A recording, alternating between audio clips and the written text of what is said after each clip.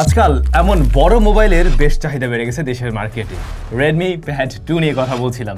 Recently হয়তো খেয়াল করছেন বাংলাদেশ মার্কেটে ট্যাবলেট কিন্তু বেশ ভালো একটা চাহিদা তৈরি হয়েছে এবং বিভিন্ন ব্র্যান্ড নতুন নতুন প্যাড বা ট্যাবলেট যেটাই বলেন সেগুলো নিয়ে আসছে। এবং রেডমিও দেশের মার্কেটে কিন্তু অফিসিয়ালি এই প্যাডটা নিয়ে আসছে, যেটা দুইটা ভ্যারিয়েন্টে পাওয়া যাবে, 8 256 জিবি এবং 6 128 জিবি ভ্যারিয়েন্ট এসছে। এই জিনিস 22-25 হাজার টাকার আশেপাশেই পাওয়া যাবে।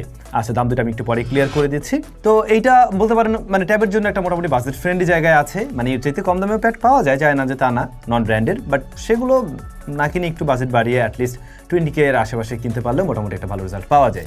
এই ট্যাবটা তাদের জন্যই, আমি শুরুতে যদি বলি, স্টুডেন্টস যারা রয়েছেন বা ডেইলি টুকটাক কাজবাজ করেন কিংবা একটু জায়েন্ট স্ক্রিন দরকার হয়, আবার অনেকে আছেন যারা মিডিয়া কনজাম্পশন করেন, এরকম একটু বড় স্ক্রিন খুঁজছিলেন, তাদের হয়তো ভালো লাগবে, কারণ এটার রেজুলেশনও ভালো আছে, ডিসপ্লের সাইজটাও বড়, 11 ইঞ্চ একটা ডিসপ্লে রয়েছে, 90 হার্টজ হাই রিফ্রেশ রেট পাওয়া যাবে।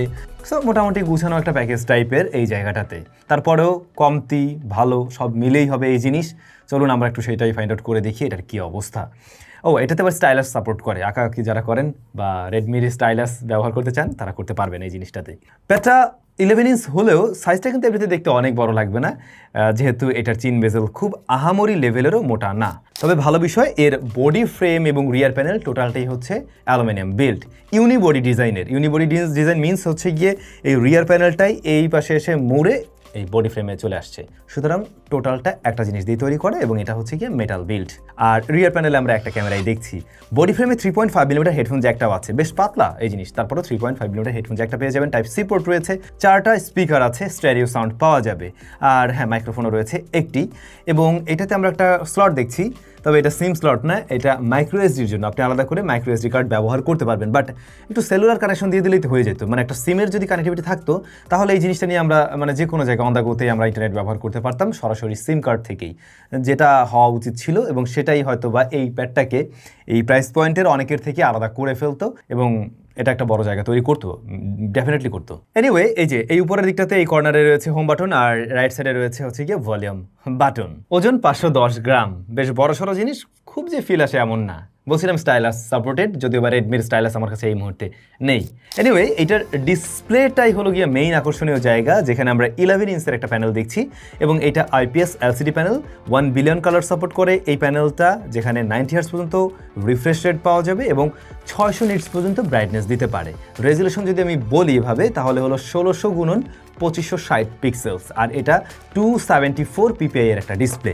সো ডিসপ্লের সাইজ অনুযায়ী যে রেজুলেশন আছে, যে প্রাইস পয়েন্ট ক্লিয়ার করে দিলে বোধহয় ভালো হয়, সেটা হচ্ছে গিয়ে 6 128 জিবি, এটা 23K, আর যেটা হচ্ছে 8 256 এটা 26,000 টাকা।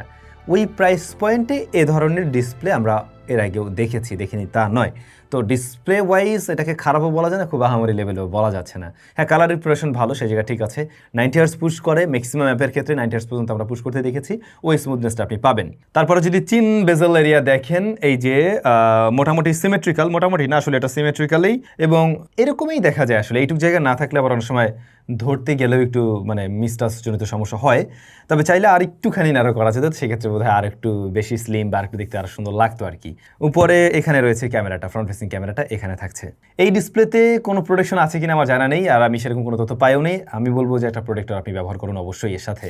ইনডোরে যখন আপনারা ভিডিও দেখবেন বা যে কোনো কাজবাজ করবেন, ব্রাইটনেস নিয়ে কোনো সমস্যা পড়বেন না ঠিকই, কিন্তু আউটডোরে ডিরেক্ট সানলাইটে গেলে এই ডিসপ্লে দেখতে ভালোই প্যারা খাবেন। ফার্স্ট অফ অল রিফ্লেকশন জনিত সমস্যাতে পড়বেনই, দ্বিতীয়ত এটার ব্রাইটনেস খুব আহামরি লেভেলের না, সুতরাং এটা ডিরেক্ট সানলাইটে আউটডোরে খুব ভালো রকমেরই স্ট্রাগল করে।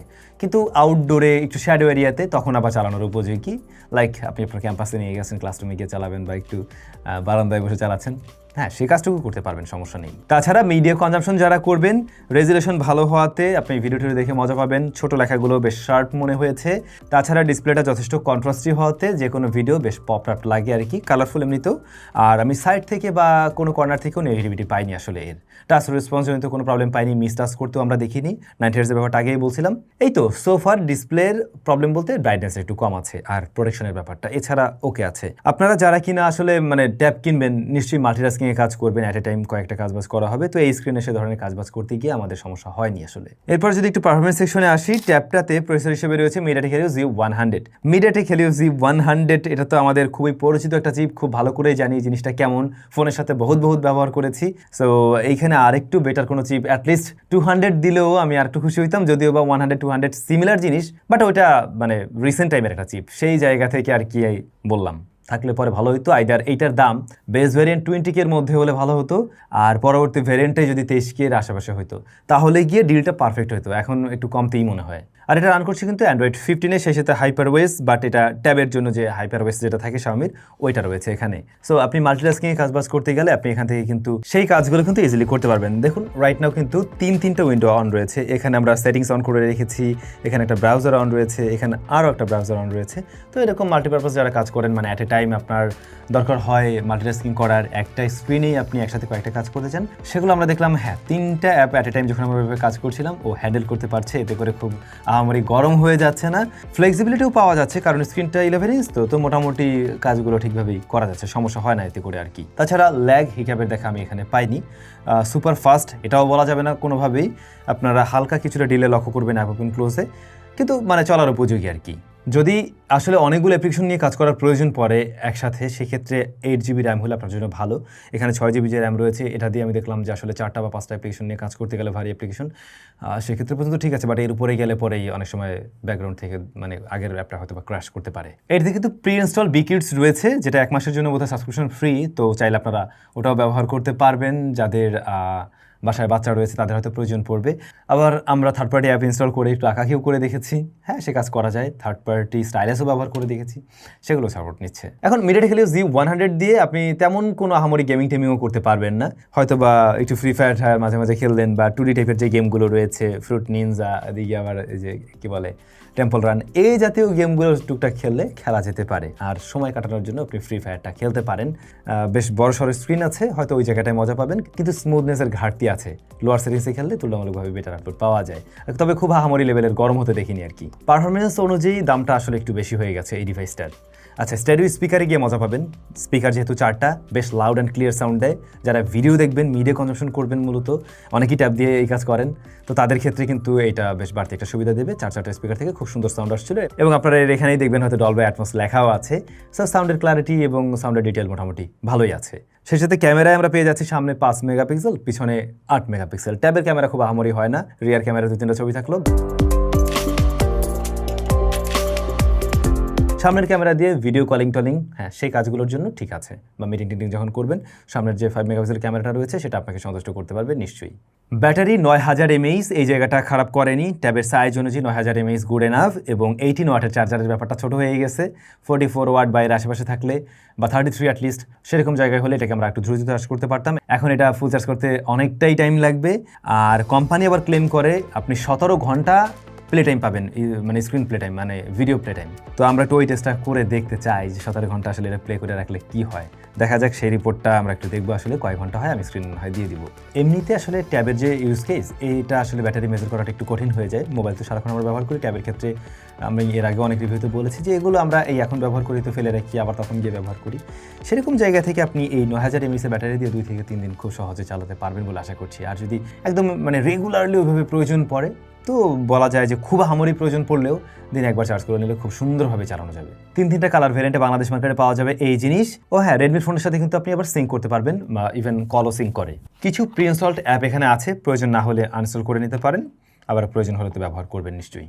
একটা ব্যাপার বলা হয়নি পারফরমেন্স সেকশনে, সেটা হচ্ছে এটাতে কিন্তু UFS 2.2 স্টোরেজ টাইপ রয়েছে। তো স্টোরেজ টাইপটা ভালো হওয়াতে রিড রাইট স্পিডটা UMC-র তুলনায় অ্যাটলিস্ট বেটার পাওয়া যাচ্ছে আর কি।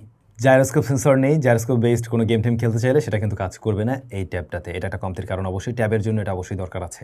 এখন এই প্যাডের যে দাম কত বললাম, 23,000 থেকে 26,000, এই জায়গায় বেশ কিছু বিষয়ে কমতি আছে। নাম্বার 1-এ আমি বলবো এইটাতে পারফরমেন্স সেকশনটা আরেকটু বেটার হতে পারতো, এদের দাম কম হলে সমস্যা ছিল না। আর একটা বিষয় হলো সিম স্লটের মতো একটা স্লট দিয়েছে, ওখানে একটা সিম কার্ড ব্যবহার করার সুযোগ থাকলে আরও দারুণ হতে পারতো। এবং জাইরোস্কোপ সেন্সরটা মিসিং, এটাও একটা কমতির কারণ। আপনাদের কাছে রেডমির এই প্যাড কেমন লেগেছে কমেন্ট করে জানাবেন। স্টুডেন্টস যারা রয়েছেন, ডে টু ডে টাস্ক করবেন, আবার কেউ বা মিডিয়া কনজাম্পশন করবেন, ভালো ব্যাটারি ব্যাকআপ দরকার, সাউন্ড কোয়ালিটি ভালো দরকার, তারা দেখতে পারেন। মার্কেটে অবশ্যই কম্পিটিশন রয়েছে, সেগুলোর সাথে একটু কম্পেয়ার করেও দেখতে পারেন। আপনারা এরপরে কোন বাজেটের এই ধরনের প্যাডের রিভিউ চান বা ট্যাবের রিভিউ চান একটু কমেন্ট করে জানাবেন, আমরা ট্রাই করবো সেভাবে ভিডিও দেওয়ার জন্য। ভালো থাকুন, দেখা হচ্ছে নতুন ভিডিওতে।